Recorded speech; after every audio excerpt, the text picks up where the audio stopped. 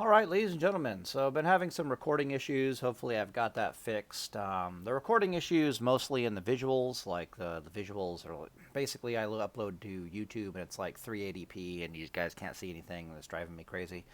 So I guess I'm just going to end up doing this video over again because I really want a good video where I talk about resistances and why they're absolutely not effing around in Wrath of the Lich King.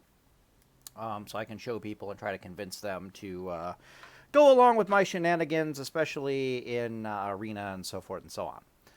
All right, so the too long didn't watch version of this basically is that in Wrath of the Lich King, resistance points are worth a hell of a lot more than they are in like Classic WoW and TBC. It's about per point, you're getting about a 2/3 increase in the value of a resistance point. And if you know anything about your resistances, that actually means that resistances are about 100% to 130% more effective. So, for example, as you can see right here, after testing, my 102 fire resist tested against level 70 fire elementals, both on TBC and then on Wrath. The top one is TBC, the bottom one is Wrath. The end result is that, I had like a 24% damage reduction in TBC, and then I have a 40% on the PTR Wrath server. And the reason for that is because there's a 2/3 increase in the value of a resistance point. Other hidden details about resistances are that it's much more damage consistent. And the damage reduction is much more consistent. And the reason for that is because you go from a 25% resist system, such as in Classic WoW and TBC, to the 10% resist system. So these are all the possibilities when you get hit with a spell that can happen. And you can see this causes the spread to be much, much more consistent. If you don't know what the hell all these numbers are, basically, I went out and I allowed myself to get hit by a level 70 fire elemental. And I recorded the results in batches of 10, and each of these rows basically adds up to 10, and then I took the total after getting punched in the dick 100 times, what happened to me, blah, blah, blah, blah, blah. So each of these rows is me getting hit 10 times by a fire elemental and then recording the resistance results. Now, what I find really fascinating about it is as drastically different as these results seem to be, they're actually not that much different. So you can see that on average I had a 40% resist, and the vast majority of the resistances in the Wrath server were centered around the 40 resist, but then they branched out a little bit from the 40% resist, and they didn't branch out all that much in the grand scheme of things, right? So all of the resistances effects were landing in a general area. And interestingly, we can see the exact same thing happening roundabout in TBC. So, for example, I had almost a 25% resist. The vast majority of the results were in the 25% resist. But then it branched out, top to bottom, a little bit more on the low because I'm a little bit lower than 25 as opposed to the high. The difference is that there's just such fewer results to spread over, so the end result ends up being it's a lot more consistent. In other words, this spread and this spread seems almost identical to me, right? Like the spread is identical, but because it's between 50, 25, and 0% resist. Moral of the story, if I had like a 20% resist, I imagine that the spread would look much more like this because I'm going to get 0% at that point. It would be like, 9, 24, and then like 47, and then 16 would probably be the spread. Too long didn't want to watch. Moral of the story is resistances are way, way, way, way better in Wrath of the Lich King. That's the number one bonus. The number two bonus is that they are way, way, way, way, way more consistent and subsequently reliable. So that's another massive bonus. And the third and probably massive bonus is that we no longer have to choose between wearing shitty gear with good resistances and wearing PvP gear or good PvP gear with no resistances. So, for example, in Classic World of Warcraft and in TBC, if we want resistances, we have to wear pretty bad gear to get those resistances. But in Wrath of the Lich King, virtually all of your resistance sources are coming from either gems or enchants and nothing else. meaning you're wearing the exact same PvP gear as everybody else, but you're you're just gemming and enchanting it differently. And if you look at Wrath of the Lich King gear, there really isn't any other resistance source gear to be found anywhere outside of basically just the 5 resist all gem, and then a little bit of resist gear here and there, like this Onyxia ring that gets 30 resist all, and then enchants, and that's it. Other little bit of note, there should be extra plus 20 specific resist enchant to cloak here, which I forgot about. So you have to bump up like this shadow resist number by 20 and this shadow resist number by 20, but everything else pans out just fine. All right. Okay, so those are the 3 massive bonuses. There's technically a 4th massive bonus, and that is Resilience now reduces damage taken by a flat percentage. And so we can basically start double dipping on the resistance bonus. So for example, if you see over here, I start talking about what we give up when we gem all resistances, and resilience and so forth and so on. But then I also talk about the general results. So for example, our options as defensive-minded players in Wrath of the Lich King are to gem Pure Resilience. And if you gem Pure Resilience in Season 7 gear, mind you, Season 8 gear is endgame gear, right? So in Season 7 gear, you'll have about a 32% resilience. If you don't gem resilience gear, and you instead go this resistance gear route, you'll still have like 22% resilience, and then you have somewhere between like a 30 to 40% magic damage reduction on average. And in more realistically, it's like if you run into targets that have the proper amount of spell penetration, you're gonna have between a 20. Let's say you. That's why I say on average. The actual raw numbers are between 20 and 50% magic damage reduction from your resistances. Why such a big spread? Well, if you run into targets that have the proper amount of spell penetration, and it's an off resist for you, meaning you don't have any specific resists allocated, then you're going to be taking about a 20% spell damage reduction from your resistances. However, if you run into a target who you do have some specific resists against, but they brought their spell pen, then you're going to have somewhere around a 36%, 38% spell damage reduction. If you run into targets who they brought their proper spell pen, but it's against a resist that you're actually stacking, then expect to have like a 40% spell pen. Magic damage reduction. And then, of course, if you run into targets that do not have magic resist, blah, blah, blah, you get the point. There's all these different types of scenarios. I guess we could talk about this real fast. I'm still working on this too long didn't watch summary. Basically, targets that are doing arcane damage and nature damage, you can expect them to have 75 spell pen, because this is just enough spell pen for them to overcome Mark of the Wild. And almost nothing in the game outside of Nature Resist Totem for Shaman grants a spell resistance aura.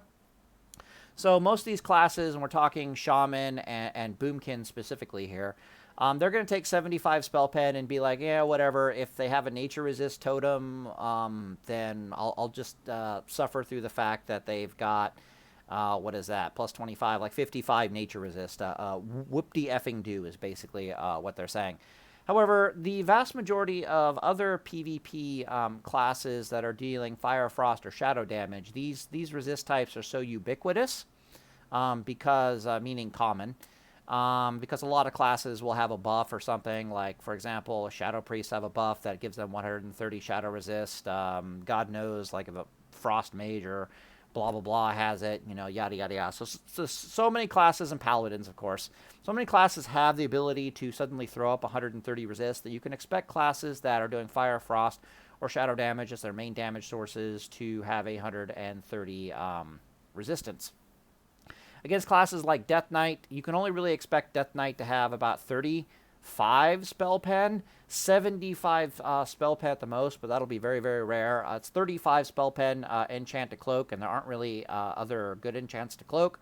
Your options for cloak are like 20 resist all, 35 spell pen or like 27 haste. That's it. So most classes, like Death Knights, expect them to put the 35 pen down and nothing else. Okay, so what does that mean in the grand scheme of things? Well, we've got a calculator right here. All right, I'm going to show you what our worst case scenario looks like. And our worst case scenario is like, well, we're only getting 20% spell damage reduction against, yada, yada, yada. So we multiply this by 7, 8. This is how you figure out damage reduction, by the way. It doesn't add. You got to multiply it together. So this 0.78 times 100 is for resilience, 22% resilience damage reduction. So right now, we're only at a 22% damage reduction, and then I multiply this by 0.8, and this will tell me our damage reduction. So our worst case scenario with 20% spell damage reduction is we're still very close to a 38% damage reduction. And it only gets better and more terrifying from there. So for example, what was that? That was 68.4. So for example, let's say we have Argent Defender, which I'll talk about builds here in a second. But let's say we have Argent Defender active. That's going to be another 20% damage reduction. So congratulations, we're at like this number over here. We've got like a 45% spell damage reduction, which is like absolutely ridiculous. And that's like worst case scenario. That's like, they kind of counter our resistances. I'm facing a shaman, and for some reason they brought like 130 spell penetration.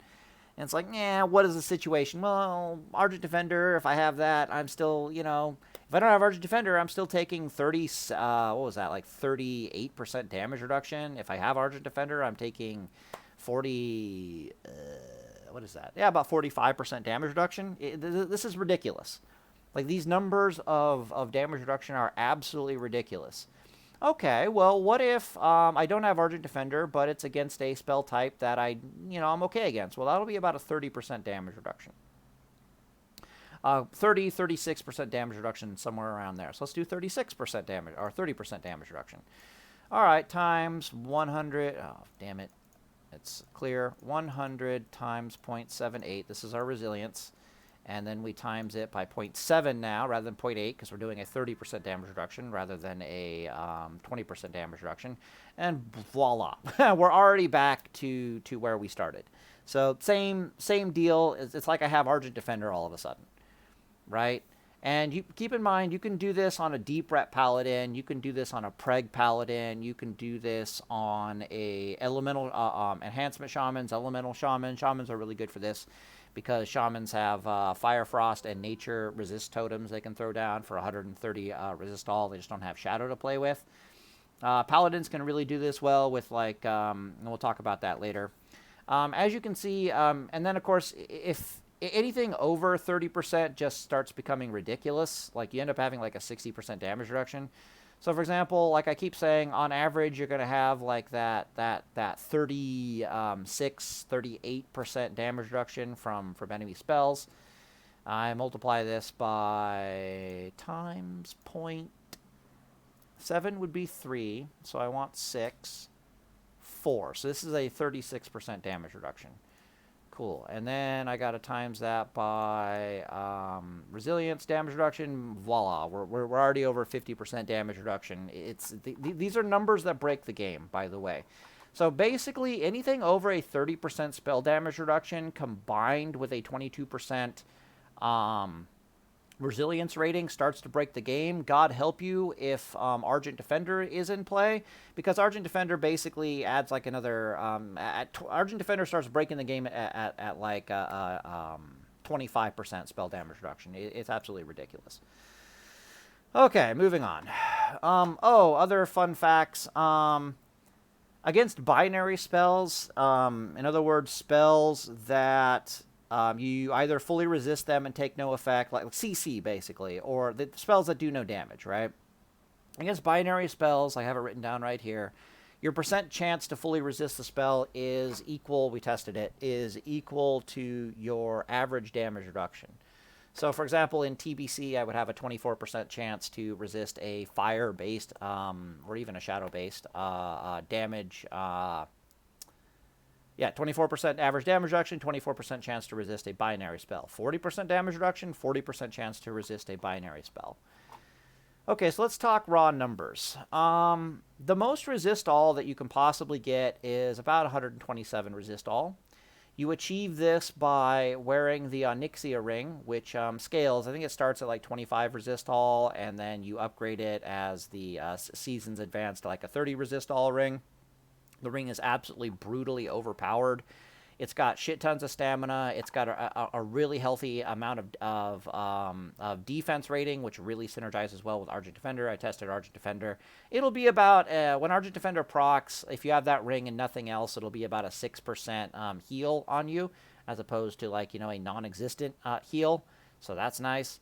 And yeah, so it's got 30 resist all. You can look it up. It's the only ring that does this. It's got shit tons of stamina, and it's got defense rating. And I'm like, all right, that ring is badass as all hell. And then you have somewhere between 13 to 17 resist all gems, slots for gems, which you put in a 5 resist all gem in every single one of your gem slots.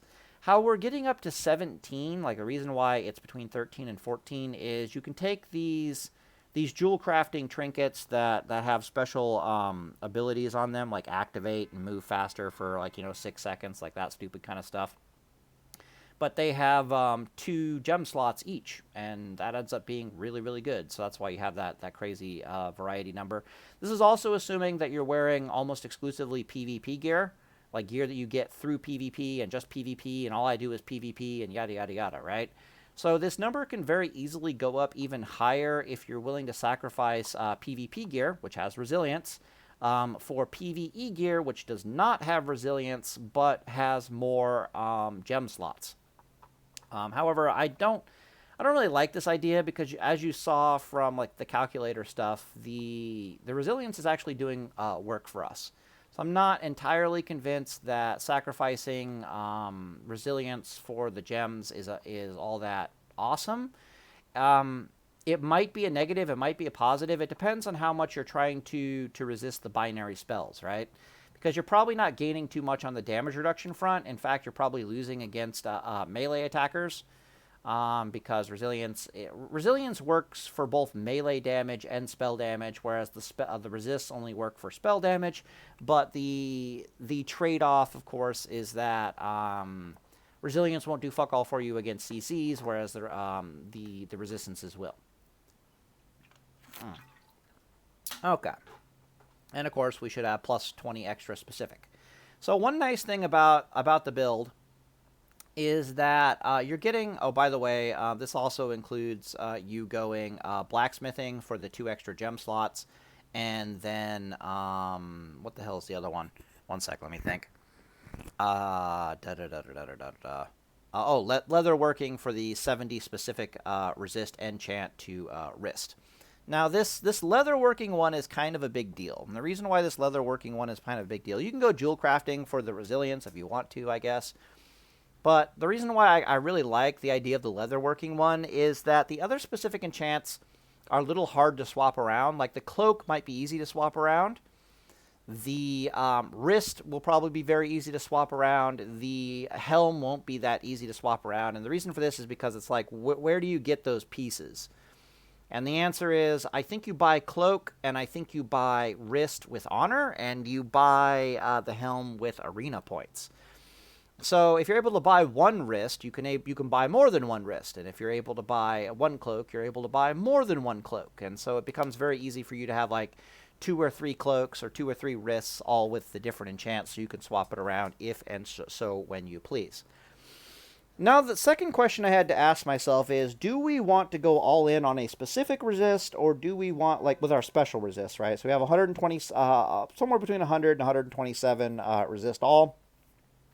That 7 is coming from, shoulder enchants right there. But what do we want to do with our specific resists? Do we want to put it all in on one type of resist, or do we want to do a split? Like split them between 2 different kinds of resists. And the answer is actually kind of varied. The two resistances in question would be Shadow or Nature. Everything else has diminishing returns. The whole reason why you'd want to stack Nature Resist, for example, or why Nature Resist is on our radar, is because Nature Resist starts screwing around with things like Hex. Hex is a Nature Resistance check. Wind Shear, that annoying thing shamans can do that's not on global cooldown, that basically they can interrupt your healing every 5 seconds, and they can lock the... Wind Shear is a 5-second cooldown. It interrupts your spell casting and locks a School of Magic for 2 seconds. Shamans can do that. It's not on the GCD. So in Arena, what they do is they'll target you as the Paladin or the Healer, or they'll target whatever class that they don't like casting spells. And they'll be looking at that while they're beating the crap out of something else. And you can do this with macros, right? And the moment that class starts casting a spell that they don't like, they Wind Shear it. And then a few seconds later, they can start casting the spell again, but then they usually interrupt it with something else, like... or some other class interrupts it, or they, what the hell is the other thing they can do? Grounding Totem it, or something like that. So basically it's like, if you as a Paladin are trying to cast against a Shaman, you can expect half of your hard casts to just fail because they're going to get eaten alive by Wind Shear.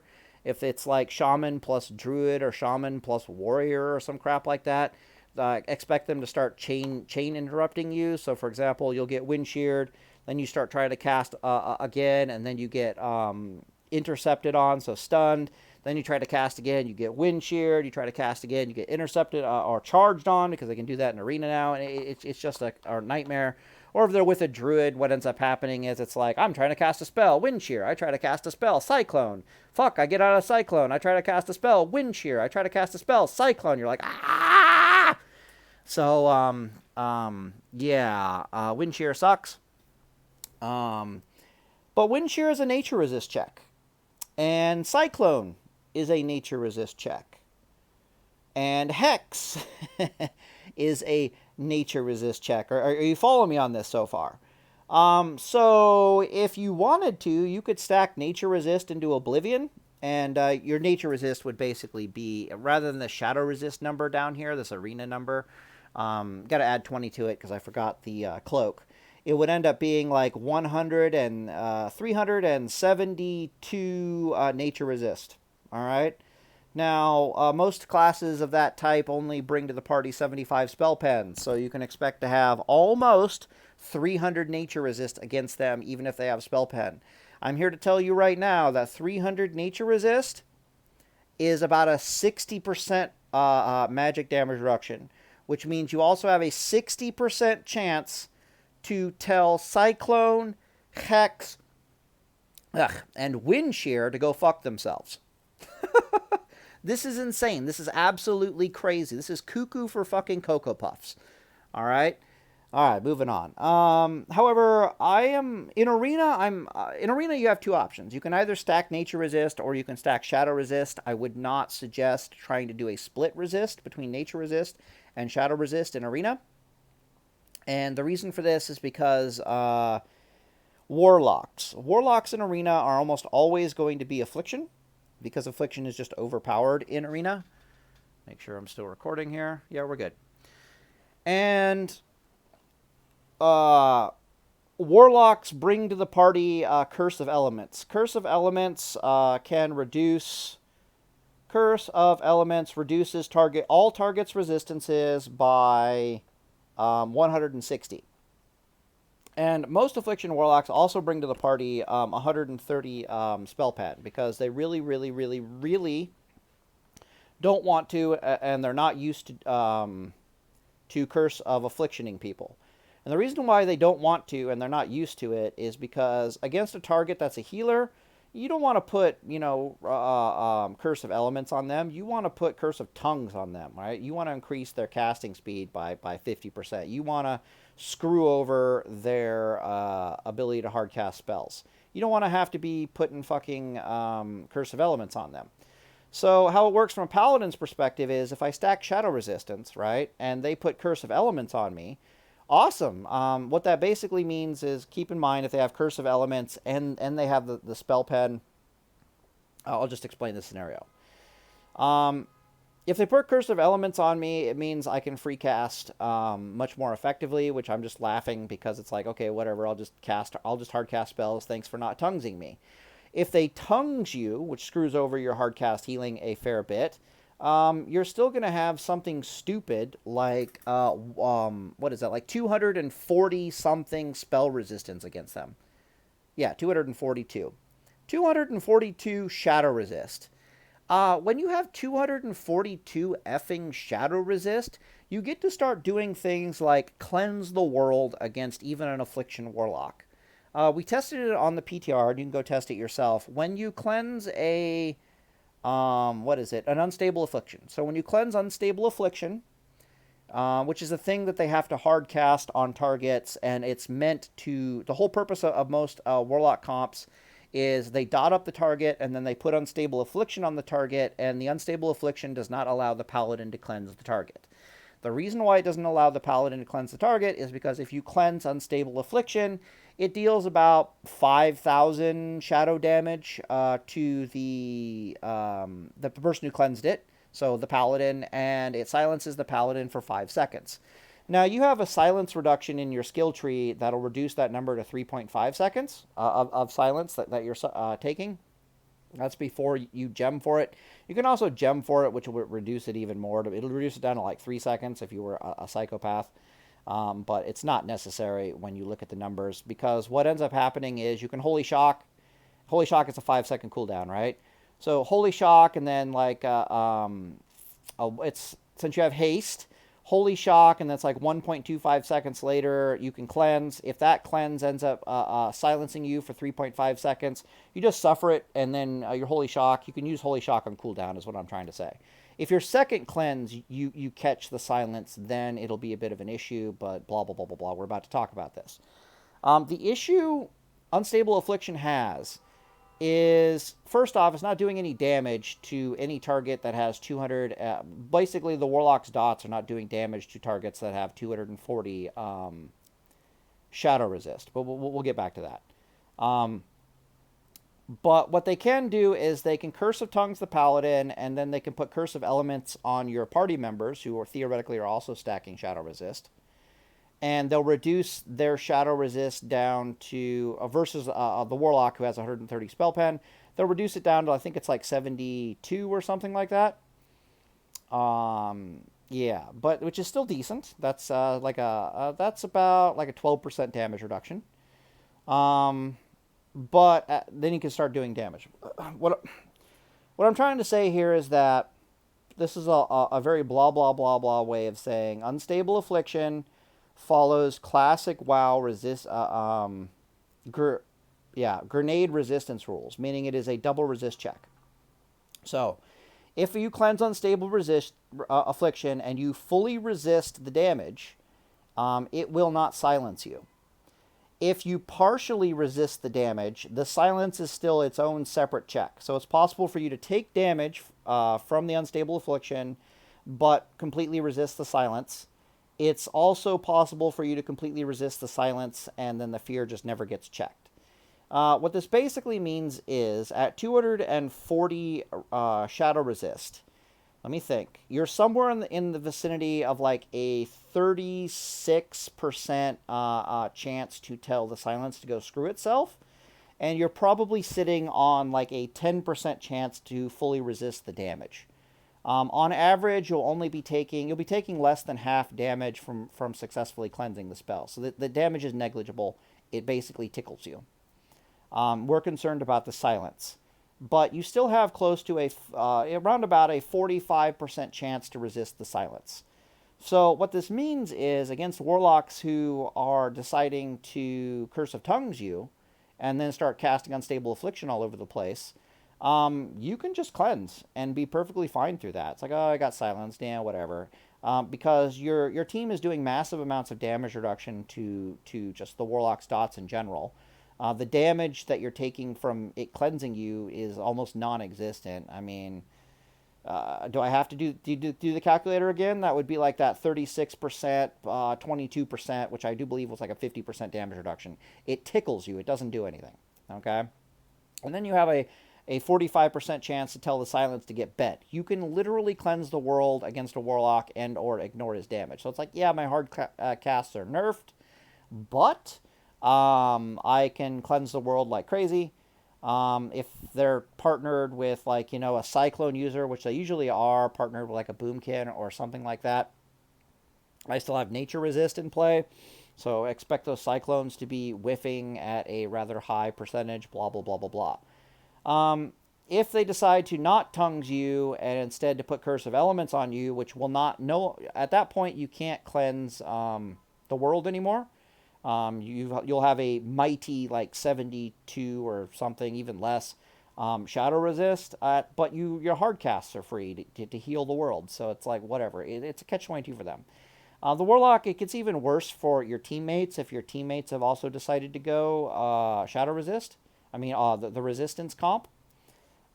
Because the warlock, like the comp I'm thinking of, is for threes. You can take it's paladin, shaman, and then whatever the hell class you want. The reason you're taking a paladin is because they are the best defensive healers in the game, and they have shadow resist aura to boot. The reason you're taking a shaman of some type is because they bring to the party a 30 resist all fire, frost, and nature resist totem, which is kind of a big deal. And then the last class is just kind of whatever the hell you want to take.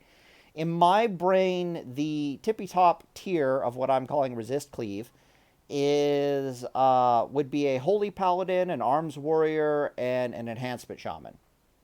Okay, because you got the mortal strike, you have the relentless assault if you want to jump on a healer. You have from the enhancement shaman is bringing all kinds of nasty things to the table.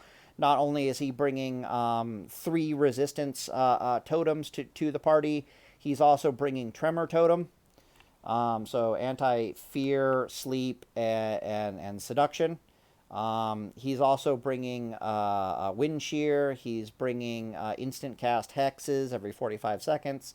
He's bringing, there's one more thing, wind shear, hexes. Oh, yeah, and then the grounding totems are a really big deal, in my opinion.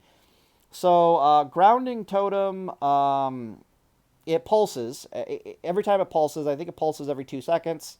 That might be subject to haste, I don't know.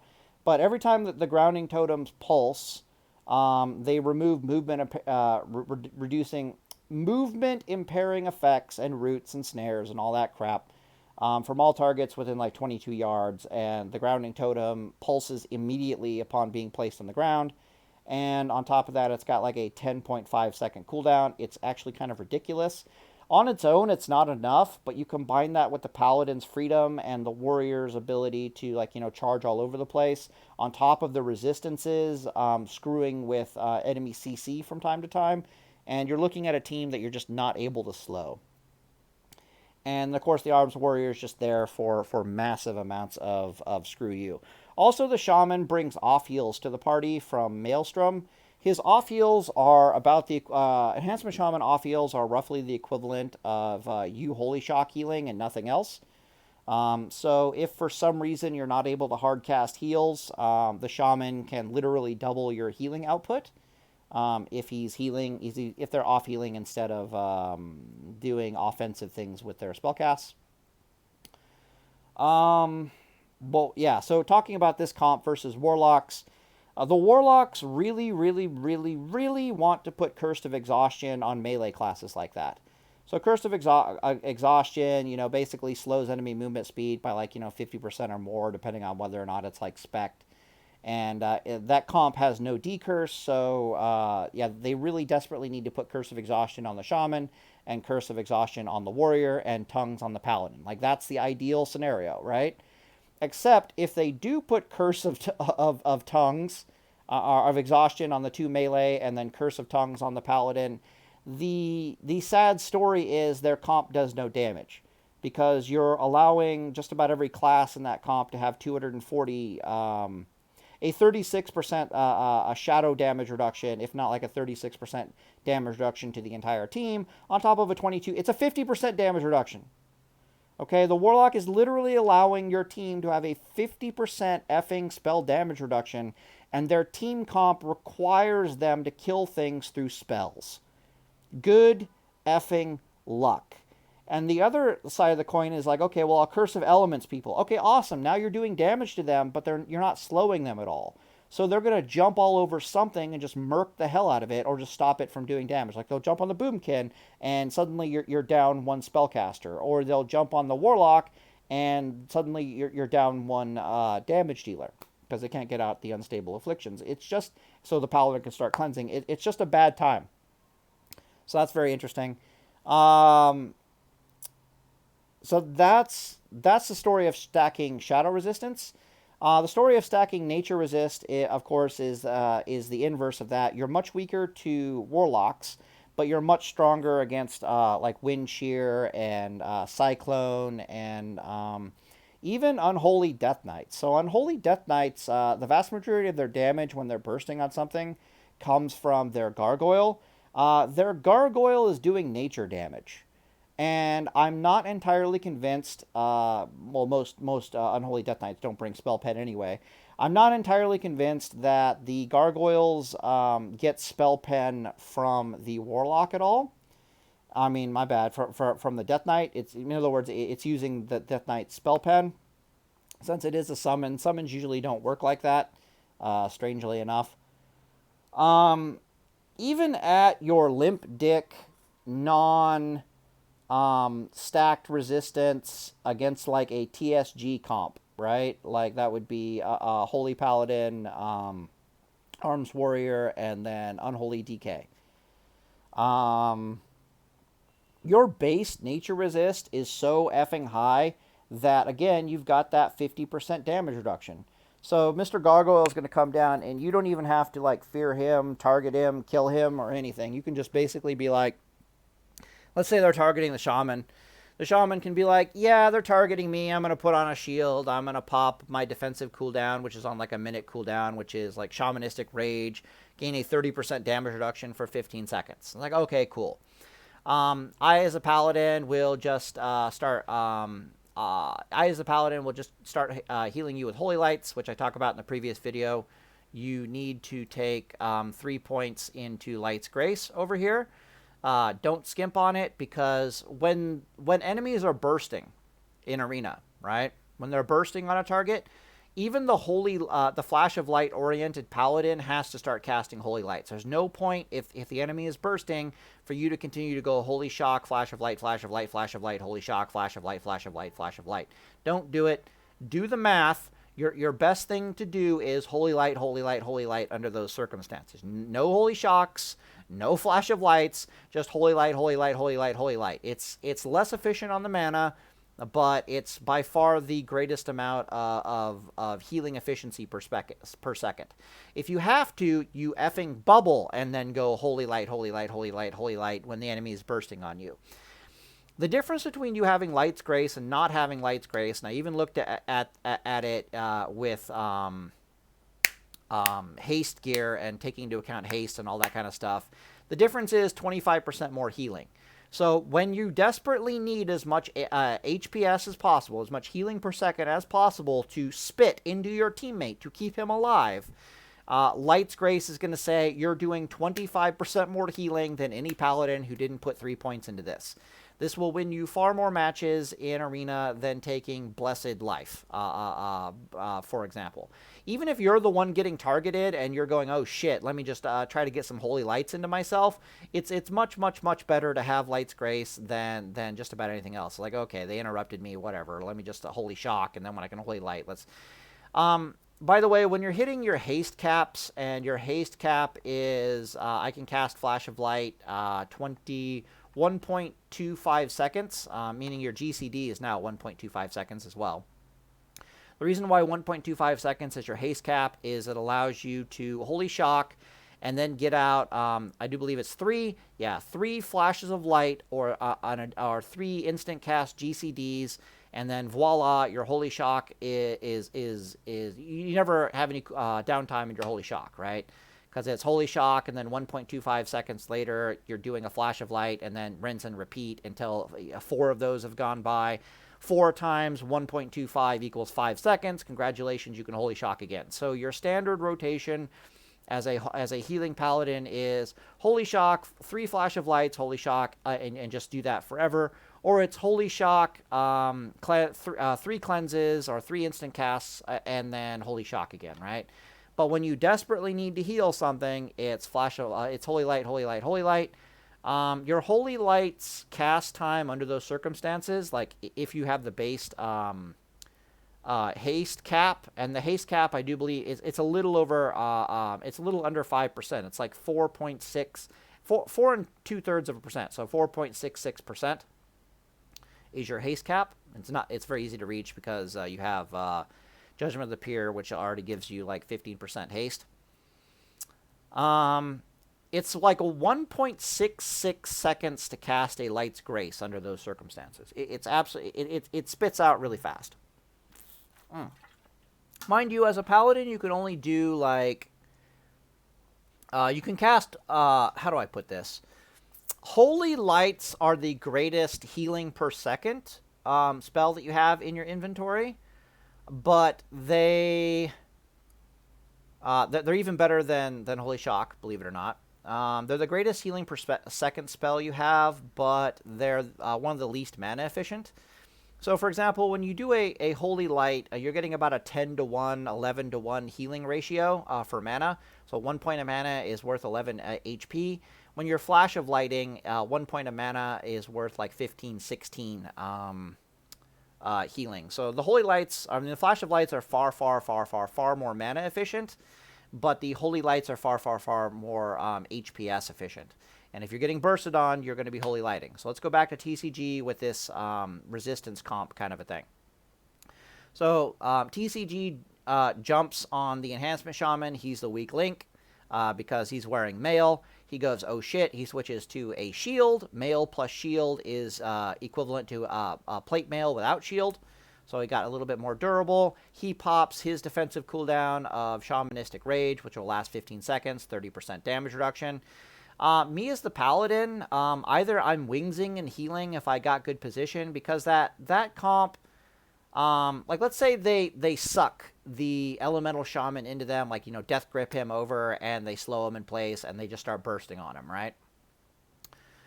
Cool, they don't have Death Grip. Death Grip only has a range of like 25 yards. Charge and Intercept only have a range of like 25 yards. I have a healing range of like 40 yards. So if I have good position, I'm wingsing and then I'm going Holy Light, Holy Light, Holy Light. The amount of HPS coming at me out of me now is absolutely insane, because I have a 20% bonus from wings to my healing, and then I also have Light's Grace is giving me an extra 25% healing speed. So yeah, I end up healing like an absolutely redonkadonk amount. To give you an idea of the difference, I think I'm healing close to 20 FOLs worth of healing every 10 seconds. That's compared to, like, let's say I was going Holy Shock, Flash of Light, Flash of Light, Flash of Light, Holy Shock, Flash of Light, Flash of Light, Flash of Light. That has an HOL healing equivalent of 11 HOLs per 5 seconds. It might be less. Let me actually pull up the calculator here. Where's my calculator at? Yeah, so it's actually 3 plus 6, right? Yeah, 9. Ugh. So it only has about 9 FOLs worth of healing per second, but you got to multiply that also by critical. But usually Critical Strike also takes into account FOL effective healing, right? It's going to be the same for HOL. So, and then of course, so how you get this is Holy Shock is worth about 1.5 HOLs, Flash of Lights, no, FOLs, there we go, FOLs and healing. 1.5. And FOL is worth 1 FOL because FOL is FOL. And then Holy Light is worth 3 FOLs. It just takes a little bit longer to kick out, usually, right? 3 FOLs for a Holy Light. Holy Shock is the same amount of time to cast as a Holy Light, theoretically. And it's worth 1.5 FOLs. So in 10 seconds, you can do 2 Holy Shocks, which is 1.5 times 2, which is 3 FOLs. And then as I mentioned, you can Holy Shock, 3 FOLs, Holy Shock, 3 FOLs is your rotation. So you're doing 3 times 2, which would be plus 6 FOLs. So you do 9 FOLs in 10 seconds. You compare that to, you know, our 1.66, like literally I go like 10 divided by 1.66 FOLs, and as you can see, we're going to get out like 6 FOLs. They're worth 3 each, so you can already see we're at 18 FOLs worth of healing, just from, yeah. Moral of the story, if Dodo Bird over there is going holy shock FOL, FOL, over there, and then our boy, our Chad Paladin over here has actually put the 3 talent points over here, and he's like, nah, I'm going holy light, holy light, holy light, holy light, holy light, 6 holy lights. You can do those 2 holy shocks and those 6 FOLs. He's going to have twice the healing output of the other Paladin. Hell, he'll have twice the healing output of yourself if you didn't holy light, holy light, holy light under those circumstances. So definitely keep that in mind. Yeah, so if I got position on them, I'm just going to go holy light, holy light, holy light, and dare them to try to out damage that. Also, the comp has bop, so he'll probably pop Shamanistic Rage and go to a shield, and I'll start doing the holy lights. If I have to, I'll bubble and go holy light, holy light, holy light, which is a little less HPS per second, but much more safe than the wings holy light, holy light. Positional issues, right? But he's not going to die until Shamanistic Rage starts wearing off, which is like, 15 seconds later. And then when that starts timing out, I can always bop them because that comp doesn't have a purge. Oh yeah, I forgot about that. Enhancement Shaman brings purge to the party, which is kind of a big effing deal. Yeah, so I don't see TSG Burst being able to kill the Shaman at all. It's actually going to be kind of sad and pathetic to watch them try. Because, first off, the Gargoyle's damage output is being reduced. Death Knight damage output. Okay, so how Death Knights work as far as their resistances are concerned. As it stands currently, Death Knight dots are not subject to resistances. And I'm talking like not even coded to be subject to resistances. I'm talking like you will fully resist a Chains of Ice, and it will still apply Frost Fever on your ass, not subject to resistances, all right? However, every other source of spell damage out of a Death Knight is subject to resistances, be that Necrotic Strike, be that their Gargoyle, or any other bit of damage they do. Their Death Coils are subject to resistance checks, which gets really interesting if you fully resist their Death Coils, which they Unholy Death Knights need to Death Coil you every 10 seconds. Otherwise, you can start cleansing their diseases off of them. And if you have Sacred Cleansing, that can snowball really, really badly for them really quickly. Currently on the PTR, I tested it a while ago. I don't know if it's changed. Sacred Cleansing wasn't doing fuck all. We're assuming Sacred Cleansing actually does its damn job. On the private server, the way Sacred Cleansing works is if it procs, there's a 30% miss chance for enemy spellcasts on the target. Yeah, so kind of interesting. You can also resist, or fully resist, corruption. Corruption? No, not corruption. It's pestilence. There we go. So, Unholy DKs, they have to Death Coil you in order to lock the spell for 10 seconds, or the dots for 10 seconds, meaning the dots are not cleansable for 10 seconds. Then they have to Corruption every now and then to refresh the dots in the target. Well, that Corruption is a binary spell, meaning it doesn't do damage, so it can either does its thing or it's fully resisted. And if you've got, it's a Shadow Resist check, and if you're running around with that 372 Shadow Resist, and for some reason Senor Death Knight only brought 35 Spell Pen to the party because he put it on his cloak, you have a 340 Shadow Resist. That's 55, not 55, that's 55, 60% chance to fully resist Corruption. Meaning every time they go to try to refresh their damn dots, there's going to be like a 60% chance that it just fails, which is really, really bad for their DPS. So it's not like the resist comp isn't telling TSG to go F themselves in some things. But fascinatingly, it's not reducing the Unholy Death Knight's raw damage output too terribly much. But it is definitely reducing their burst capability. So I'm fully expecting this comp to be able to really fairly easily and comfortably survive a TSG all-in. just because they can't do anything about Bop. A combination of me using any kind of damage reduction in conjunction with the shaman using his damage reduction is just going to screw over their damage for a good 15 seconds or more, and then you just bop the target, and it's not like the shaman's going to take any damage.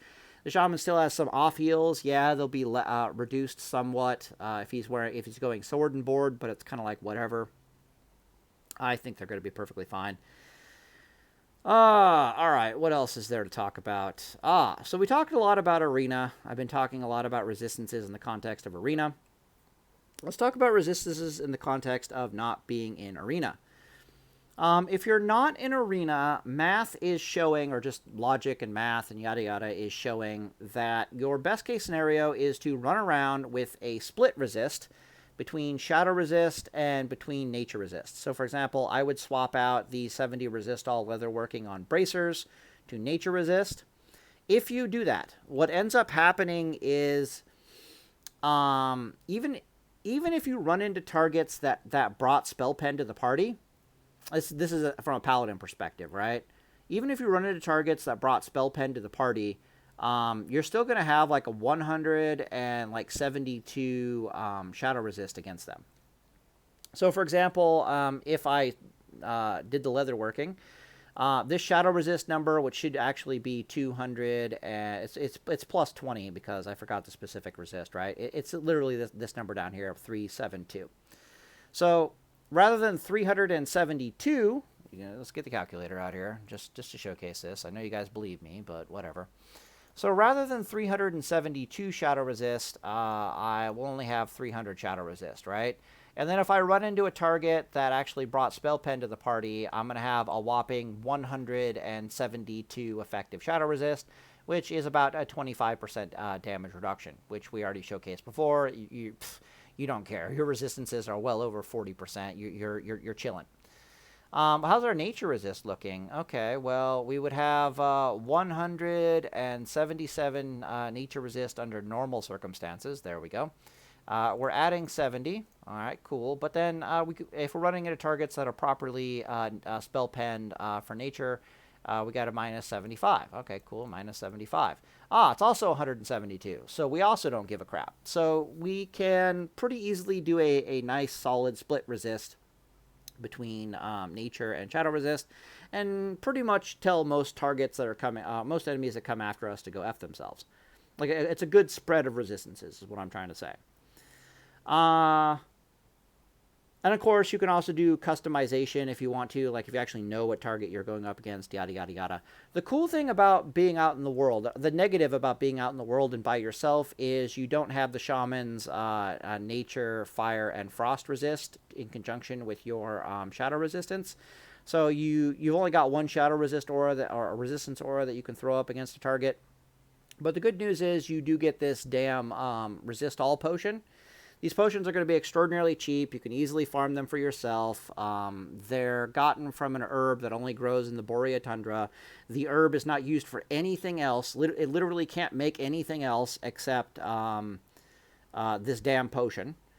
And this potion gives you 50 to all resistances, persists through death, and does not stack with aura. If you didn't know, nothing stacks with aura.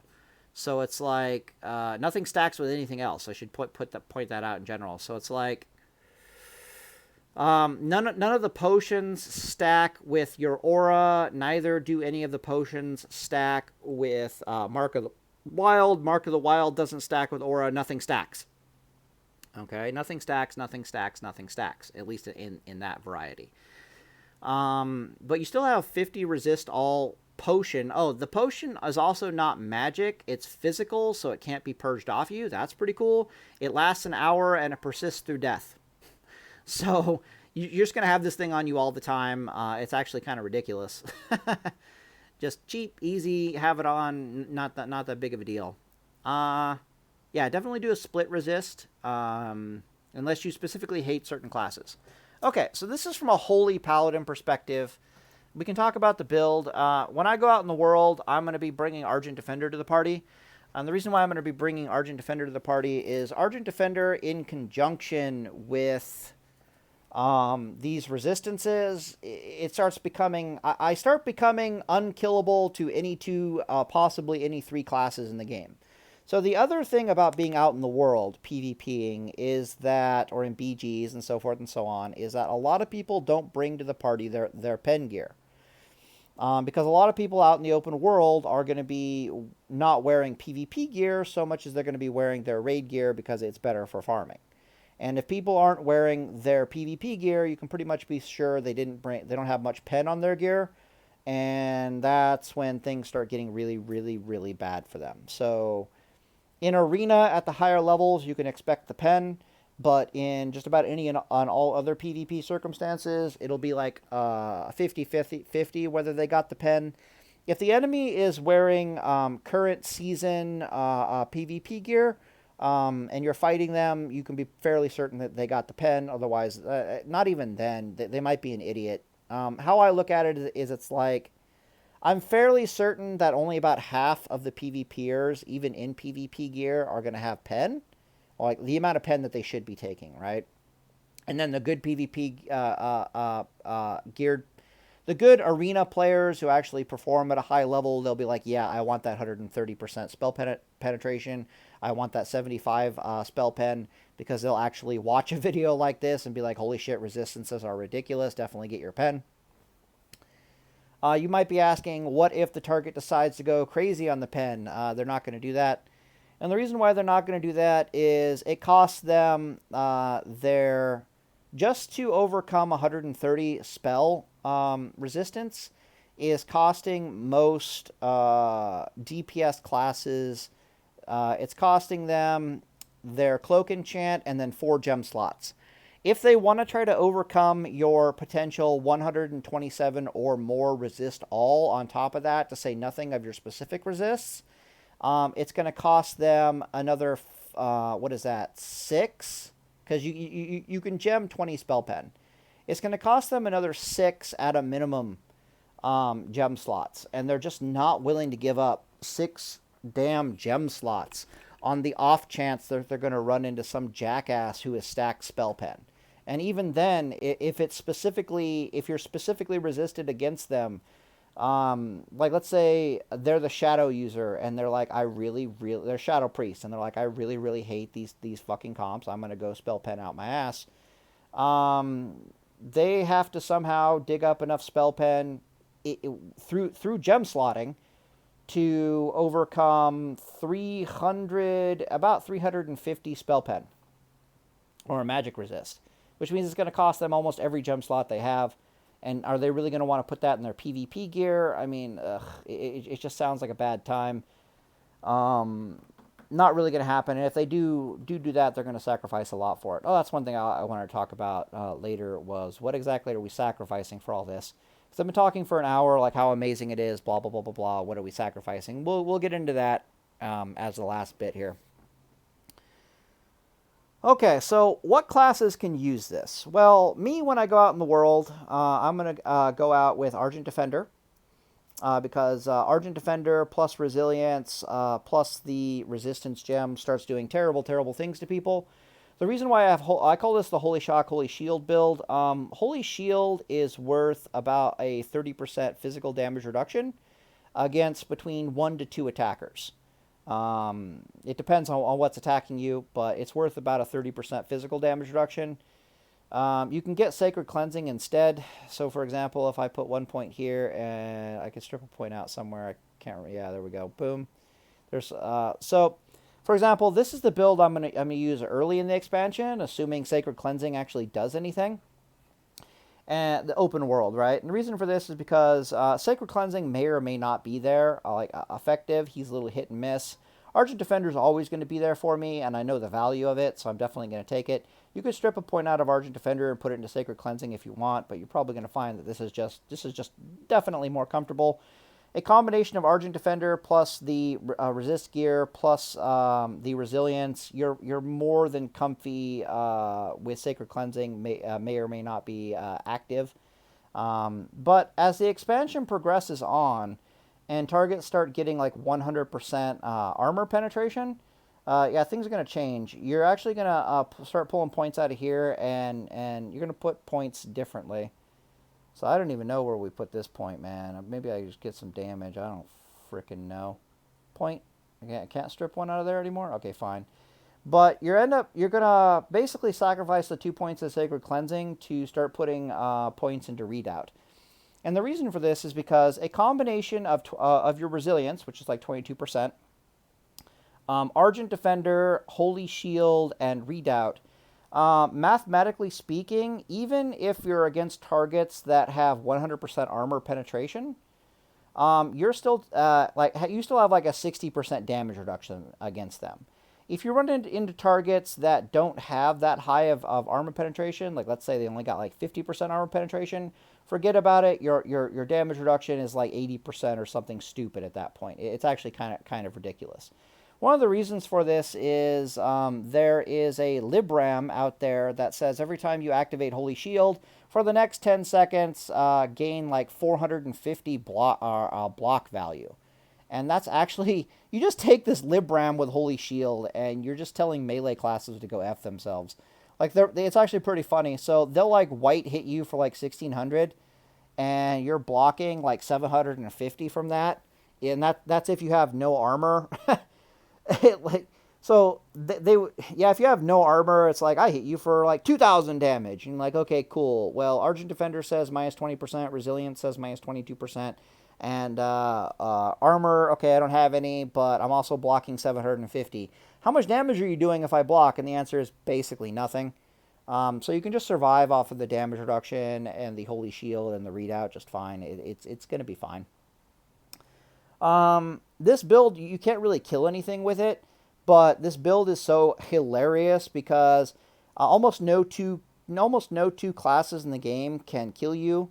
I think you'll die slowly to Arms Warrior plus another class becomes Arms Warriors are that much bullshit. You'll possibly die slowly to like a Warlock who does Curse of Elements and another spellcaster. But any other 2 classes in the game, they literally can't kill you. And then if you run into things that you have you're specifically resisting, and they didn't really bring Spell Pen to the party, expect it to be a regular occurrence that any 3 classes literally mathematically can't kill you in this build. Also, Holy Shield pairs extremely well with Blessing of Sanctuary, so that under those circumstances where you desperately need like infinite mana, guess what? You're going to have infinite mana. All right, I'm almost done talking about resists. Let's talk about, rather than a spec that just won't die with this resistance gear build stuff, let's talk about specs that, with this resistance gear, are going to absolutely wreck face. And the answer is Deep Rep Paladin in resist gear, going to be fucking amazing. Enhancement Shaman with full resist gear is going to be fucking amazing, like stupidly amazing. And then Preg Paladin with the full resist gear, or even a Prop Paladin with heavy resist gear is going to be absolutely amazing. I don't think the Prop Paladin with heavy resist gear will be that amazing over like Argent Defender Holy Shock. I think Argent Defender Holy Shock is the Giga Chad version of that. But the Preg Paladin with the resist gear is going to be amazing. Okay, so let me explain why. All right, so how does Preg Paladin work? Go look it up, but basically it's a paladin that goes all the way down here, picks up Art of War, uses a spell blade, yada yada yada. Hopefully you know how it works. If you don't, pause the video, go look it up, come back here, right? So basically how Preg Paladins operate is they operate kind of like a Blood DK, in the sense that as long as they have something to melee attack, they are nigh unkillable. As near as I can tell, Preg Paladins have about 70% of the DPS output of like a Deep Rep Paladin, and they have 70% of the healing output of a dedicated healer Holy Paladin. Like, they're right in the middle between the two. And they're at their most terrifying, and they murder everything, and it's a dog that wants to physically fight them in melee, because they need to melee attack things in order to get this healing capability going. Yeah. However, they really suck against classes that do spell damage and won't let them get into melee combat with them, because they just can't heal, and they pretty much die kind of horribly. But if you're a Preg Paladin with the resist gear, you're not going to do the dying horribly thing. And there's a really good chance you can do the, okay, you're doing so little damage to me, and I have such a high chance to resist your hard CC, interrupt my heals. There's a good chance that you can just flat out heal yourself, even though you're not able to melee them. And eventually you'll be able to close on top of them a lot more because you're a lot more tanky, and everything starts snowballing here. It's like your classic time on target paladin type scenario with resistances. So and the exact same story plays out with the Ret Paladin. Okay. So I can talk about the Ret Paladin, and the Preg Paladin is in the same boat. So how it works for the Ret Paladin is anything that wants to fight a deep Ret Paladin in melee there's a really good chance that the deep Ret Paladin is going to beat their dick off. Because Deep Ret Paladins are one of the, just like Preg Paladin, are one of the premier stand toe-to-toe, let's fucking go classes. They have to do, or they want to do a little bit of kiting against certain classes in melee, but it's not that big of a deal. They really benefit a lot from Art of War. Just like a Preg Paladin, once they're in melee with something, so the Preg Paladin is going to out-heal you when they're in melee with you, and they're going to beat you to death over time. The Deep Ret Paladin is looking to do one or the other. They're in a DPS race with you, but they're using their Art of War to help them win that DPS race effectively. When you have a spell power, or when you have resist gear on your Deep Ret Paladin, things become more interesting. Because suddenly your Art of War healing is much more effective against enemy spellcasters. So I'll give you an example. So let's say your Deep Ret Paladin is trying to close on an enemy. Your Preg Paladin is trying to close on an enemy. And you didn't bring to the party resistance gear. Instead, you went all in on resilience. So rather than a 46% damage reduction, you've only got a 32% damage reduction.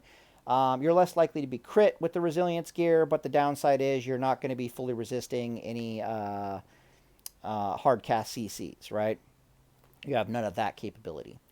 You can expect to get on an enemy spellcaster with about 30% life left, and then you can expect your Art of War to kind of keep you alive for a little bit before you're forced to use a major defensive cooldown and start healing yourself, and the enemy spellcaster will get distance off of you. And that's going to be the scenario you're in until you fucking die. And that's going to be your life as a Deep Ret Paladin. I get on top of the target. You'll beat the crap out of them because you're on top of them, but then I actually have to heal myself and the target gets away. You know, it's that whole lifestyle.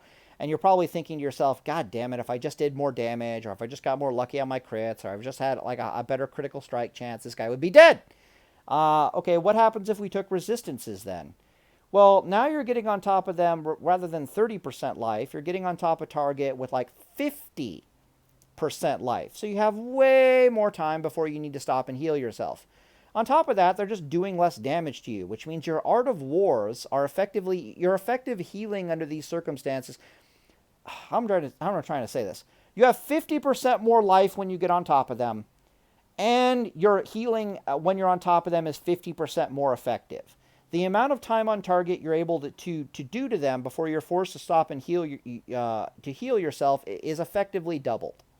Which means you're probably going to be jumping on that enemy spellcaster, and suddenly, even as a Deep Ret Paladin, not designed to heal under these circumstances, you're going to feel really comfortable. And despite the fact that you have like reduced DPS compared to other Ret Paladins, you're going to be like, wow, this is like, I'm just going to murder this guy. He can't do anything. Why? Because you don't have to stop and heal yourself. Your HP pool is comfy. Your healing is comfy. Everything is nice and comfy. If you have to, you can even pretend you're a Preg Paladin and swap over to a one-handed spell, fast swinging spell blade and whatever the hell else, an offhand, and just heal yourself up for a little bit. Everything is much rosier with the resistances because you've gone from a 32% damage reduction to a 46% damage reduction. And that just synergizes with everything about the Paladin to the point where you're effectively breaking the game. Now, the Preg Paladin is in the same boat, but even greater, right? It's like, yeah, I got on top of this guy. rather than 30% life and I'm desperately healing. Now I'm 50% life and my heals are 50% more effective because he does 50% less damage to me. Like, what the oh, you're in heaven. So expect the resistance build with the Deep Ret Paladin to be actually pretty fucking awesome, and expect it to be really fucking terrifying with the Preg Paladin, because the Preg Paladin, so the Ret Paladin's going to have slight issues against other melee classes, because you took all this resistance gear and now suddenly you're fighting an arms warrior and you're like, ah, shit. Right? Because all that resistance doesn't mean fuck all when you're fighting an arms warrior. It's not so bad when you're fighting a DK, because all those resistances still play a role when you're fighting against the DK. Their dots are going to fall off of you. They're going to have a hard time refreshing them. You'll be able to cleanse yourself, which is really annoying. They're just going to be doing less damage to you. Their burst is greatly nerfed. Blah, blah, blah, blah, blah, right? Because you have resistances. Oh, by the way, the Death Knights, what the hell is it? Their interrupt is a frost resist check, so enjoy. Which is really fun.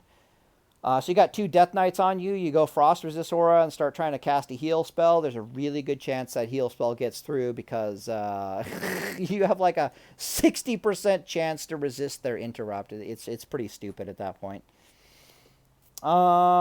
Although it's not binary, it does damage, so it might not be 60%. It might only be like 40%, which is kind of a negative, but whatever. But yeah, Preg Paladin's going to be really fascinating with this build. The only thing I don't like about Argent Defender Holy Shock Paladin, the thing I love about it is I can easily dual spec, and I can go heal in arena with a Deep Holy Paladin. And then I can dual spec out of it to do my open world. I'm not going to die, go F yourself type thing. I'm not going to die even if there's 2 or 3 of you. Let's effing go kind of a thing. But the Preg Paladin requires different gear. The Preg Paladin wears almost identical gear to the Deep Ret Paladin, which would be kind of cool, because you can swap from Deep Ret Paladin to Preg Paladin when you want to, and vice versa. The Resist Preg Paladin in Arena is also going to be pretty awesome. Resist Paladin, Deep Ret Paladin is also going to be pretty awesome. It's not bad. That's why I said Paladin Shaman X is a pretty good comp when you're going the resist things. Yeah. All right, thanks. I will accept the risk. Yeah, not much else to say about that. I'm trying to think about other classes that can stack resists and be a really happy camper. Druids can technically do it. Druids probably have a lot of play there because they got Mark of the Wild. Unfortunately for them, Mark of the Wild does not stack with their Resist All. With the Resist All potion very well. But it's still 75 all resistances, and Druids have all kinds of other things to play with, right? So that's kind of cool. And a chance to resist those binary spells, but they can shapeshift out of it anyway, so it's kind of not that. Nah, it's really just Shamans really benefit from this crap. Certain classes would definitely benefit from stacking the hell out of Shadow Resist Aura with the specific resists, and then nothing else. Meaning they don't go very heavy on the resist all gems. All right, I was going to end the video with what do you sacrifice for all this? And it's like, okay, Palytime, well, this sounds awesome, but what am I sacrificing? Okay, well, that's a really hard question to answer, because you're sacrificing gem enchants, and you're sacrificing enchants, or gem slots and enchants, right? So I'll give you an example of why that's hard to answer. So let's say you do a direct comparison to doing nothing but socketing, even to the point where you ignore your socketing bonuses, 20 the epic 20 resilience gems. Okay, well, that's where you get the whole. I can either have you would be sacrificing. Let me go back over here. Yeah, I have it written down over here. In the red, top left-hand corner of the red. You're sacrificing about 9% resilience, damage reduction, and you're sacrificing about 2,000 HP, because the enchants, you lose about 2,000 HP in the enchants. To give you an idea of that, that's about a 6% HP loss, and of course the 9% resilience, right? But now you have the difference between a 32% spell damage reduction changes into a like 46% spell damage reduction. So it's definitely worth it. It's worth the loss. It's not even comparable. Like, don't even question it. It's like, you take one look at those stats and you're like, yeah, I'm taking that. I'll take that to the bank. And that 46% is like a low ball, right? Definitely take that to the bank. Okay, but what's your DPS loss? Okay, well that's a little bit more interesting. So if you do the DPS build instead, what you end up losing is about 1k HP, which is about a 3% HP loss. Maybe about a 4% HP loss. 3, 4, yeah, about 3%. It's like 3.5% HP loss. And you lose maybe 7% damage increase or something like that. Because you're trying to compare it to every gem slot is now plus 20 strength, and you're taking different trinkets and so forth and so on. So that's a little hard to compare. So it's hard to compare with what the losses are. But if you know anything about PvP, and if you think about it in terms of arena, or if you think about it in terms of open world PvP, or you think about it in terms of like the 1v1 duel, it's almost unquestionable that the resistance gearing is going to be superior. And it even gets worse if you take into account phases in the game. So, for example, this 5 Resistol gem is going to be available in the word go. It's not even an epic gem. You look up prismatic gems. It's right there. So it's not even an epic gem. I'm not on the VPN right now, so I can't look it up for us. But it's not even epic. You can't get any better in Wrath of the Lich King, and thank God for that. It would start breaking the game more than it already does. You can get Void Crystals from TBC, which is 4 Resistol Prismatic Gem, for like 6 silver a pop right now, which is what I'm wearing in TBC. So you can play around with it while you're leveling. And you can get that early in the game. So, for example, those 20 Resistol or Resilience gems are epic gems, which won't be available until like midway through the game. But we can start off with our full resistance build basically from the word go, which is kind of terrifying if you think about it. But even at the very end of the game, when we're not talking 32% resilience anymore, we're talking 36% resilience. So it'd be like 25% resilience versus 36% resilience or something like that. The pure resilience is never better than the resist, going full resist with the resilience. The resilience is just better. A lot of this has to do with the class that you're playing and how it works. So, for example, Enhancement Shaman is in the same boat as the Deep Ret Paladin, right? It's like I have to get on top of my target, and once I'm physically on top of my target and I'm beating on them, I can heal. Because the way Enhancement Shamans heal is... What do you want? Remote control. Well, come get it. It's up there. Love you. Bring it back, please. Why? Because I like using the aircon. You going to bed soon? Yeah. Alright. I guess it is like 11 o'clock at night. You sleep the whole fucking day. So, don't tell them that. Go away. Only you need to know. I woke up at like 6 p.m. I'm a sick boy. What do you want from me? Stomach flu. Fucking hate that woman. Married 12 years, by the way. Moving on. The hell was I talking about? Right. So Enhancement Shamans are in the same boat. Their melee attacks give them a chance to instantly cast their heal spells. And once it stacks up to 5, it's an instant cast, right? And as I said before, their healing capability while they're meleeing the shit out of something is roughly the equivalent of our Holy Shock HPS. So, the Preg Paladin needs to hit things in order to heal. The Ret Paladin needs to hit things in order to heal. And the Enhancement Shaman needs to hit things in order to effectively heal. Hell, the Death Knights, which could also do the resist gear thing, need to fucking hit things in order to heal. Right? And so all these classes, which really benefit from the resistance gear, especially since the paladins have auras, the shamans have totem auras, and the death knight just has a bunch of defensive cooldowns and just natural resistances and shit. He's kind of a dick. I don't know if you'd want to go resist gear on a death knight unless I could find some additional stuff. Nah, bad idea, but you get the point. The exact rules apply. The same rules apply. It's like we greatly benefit from having more HP when we physically make contact with the target. And then we also greatly benefit from the massive increase to our effective healing from all the damage reduction that we're taking.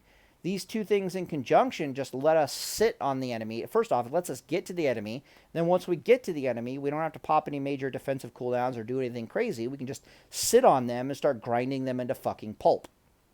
So, yeah. The resist. I'm titling this video "Resistances Are Not Screwing Around in Wrath of the Lich King." Here's why. And that's my final conclusion. Feel free to do the math yourself. You can test resistances on the beta. I can't currently test resistances on the beta. I can only test TBC and then Wrath of the Lich King. I'm not sure you can test at level 80 on the beta at all. I'm definitely going to look into getting some exact numbers once I hit level 80, whenever the hell that happens. But most people who are testing it at level 80 basically are saying that 130 resistance is like a 20% damage reduction. And as we already saw, all we need to do is get a 20% damage reduction effectively from our resistances, and the next thing we know, the game starts swinging drastically in our favor. Math starts swinging drastically in our favor. 30% and anything above 30% magic damage reduction, the game just starts breaking, like in our favor, and like in a really good way for us. So let's say you don't have Argent Defender. Let's say you're a Preg Paladin, no Argent Defender, or you're a Deep Rep Paladin, no Argent Defender, or you're like an Enhancement Shaman, right? No Argent Defender, right? We already showed this. 100 times 0.78, this is our resilience. Times 0.8, this is our magic damage. We're already taking, what is that? Like 100 minus 60, that's 38? 37. That's about a 30. That's over a 37% damage reduction. Let's just say it's a 38% damage reduction. At a 38% damage reduction, you're already kind of breaking the game, especially that early into the expansion, right? Where they're not used to targets having a 38% damage reduction, and this is us lowballing it, right? This is this damage reduction is literally we have an aura.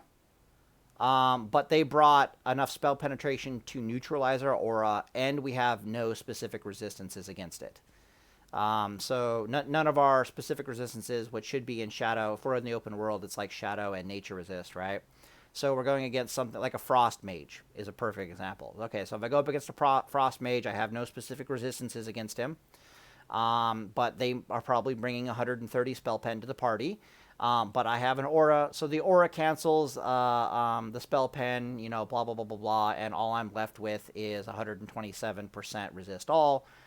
That is in play. That gives me a 20% damage reduction. Combine that with my resilience, I still have a 38% damage reduction in a world where mages are used to, at most, running up against targets that have a 32% spell damage reduction from stacking resilience into Oblivion. But that's like worst case scenario, and that's not the typical scenario. The typical scenario is the 30%. And I think as we saw before, the 30% makes it 50%. The 30% was the equivalent of having Argent Defender, right? I remember, it was. So it's like 100 times 0.78, that's our resilience, times 0.8, that's, 78 times 0.7. So now this is our magic resist at 30% rather than 80%. Boom. All right. So now we got that mighty 45-ish % damage reduction. Game starts breaking. I'm telling you right now, the game starts breaking. So, yeah, what are you giving up for that? Well, as the melee damage dealers, you are giving up, you're giving up some healing. I'm not going to lie with that. You are giving up some healing, but you're not giving up that much, man. I mean, calculator, please. You're giving up the same amount of gem slots. So you're giving up something like 15 gem slots times 20 strength. So you're giving up like 300 strength. That's like 2 pieces of gear worth of strength. That's not an insignificant deal. Like you're, I think you've got about 3,000 strength in Wrath of the Lich King. I don't know, man. I could go try to check it out real fast here. All right, let's give it a go. All right. You don't see anything. People see nothing. Do do do do do do do do do. Yep. Just close your eyes. Close your eyes. You don't see anything. Don't see nothing. Close them. Okay. Are we gemmed? We're a mixed gem of armor pen and penetration rating and resilience and pen. $10 stats. Yeah, so we're pretty mixed on our gem slots here. Okay. Okay. Pretty damn mixed. What's our strength at? Yeah, it's about okay, so about 1,000. How much of that is coming from? Ooh, so we actually are losing a good bit of strength. Interesting. Am I wearing? Oh, I might be wearing the gear. No, I'd be wearing like pen gear. This is the default paladin or the default warrior the game gives you, so I basically have no say in it, which is kind of interesting. Like bits of resilience and like armor pen. Like what the hell's going on around here? Okay, armor pen. Yeah. Where the hell's the resilience? Okay, strength. Strength. It's saying that. Oh, it's just lag. That's a beautiful, beautiful, terrifying bit of lag there. Oh my god. Yeah, so moral of the story is it looks like we're, yeah, about 1,100 strength, but that's with some gems. Yeah, no, 1,100 strength is probably about right. Huh. Okay. Yeah, so losing 300 strength is actually a big deal. Yeah, no, you're actually talking about a pretty massive loss in your DPS. Interesting. Let me think about this. Clear. So we have 1,100 strength, and no, I want like divided by no. I want 300 divided by 1,100 to give me the percentage, right? Yeah. Okay, so we're losing 27% strength. Damn, but that was with like 1,000,001 penetration. I don't know. You'll have to test it. We'll actually have to test to see which one's better. Do we gear? We don't gear armor pen as a deep ret paladin. The reason for that is because wings is already doing enough damage reduction as it is. So you're either gemming shit tons of strength gems, which would be a massive DPS increase, or you can gem the resilience gems, which will actually allow you to sit on your target and pump them full of DPS longer and not die. I can tell you from my experience as a PvPer that it's probably definitely worth it to take the hit to your DPS and go with more of the time on target, even at that rather large amount of damage reduction. Maybe you're losing like 20% damage if you don't gem like that. That's interesting. And that's not taking into account the loss of the enchants. Oh well, I'll have to think about that. Maybe I'll actually go do some math on that. That could be interesting. Anyways, Deus Vult boys. No, I can already tell you right now, just straight up, being able to sit on your target and pump them full of DPS is going to be a lot better for murking the crap out of just about any spellcaster than you having even if it was like a 30% damage bonus. And I'm not even joking about this. This is for Deep Ret Paladin, right? I'm not even joking about this because if you think about the Preg Paladin at 30%, the damage output of like a Deep Retribution Paladin is still getting the job done, horrifyingly so against any melee attacker, and they would definitely get the job done against any spellcaster if they could just sit on top of them and beat the crap out of them, and that's at 70% of the damage output. So if Deep Ret Paladin is losing 30% damage to, it's only doing 70%, but I'm able to sit on the target for longer, it's still going to die. The Preg Paladin's damage output might drop to 2/3. You're Your healing also goes down though. That's the big question. So it's like, yeah, I take less damage from the spell damage I'm taking, but it's supposed to be a 50% increase in my healing, but I'm losing like 27% strength. And my healing is based on my strength. Ugh. Actually, it might be a lot closer than you think. It might be one of those scenarios where if I'm going against a 20% damage reduction like spell resistance, I would be much better off if I was strength gear. And if I'm going up against the 30% or more, then the resistance, it might be like one of those type scenarios.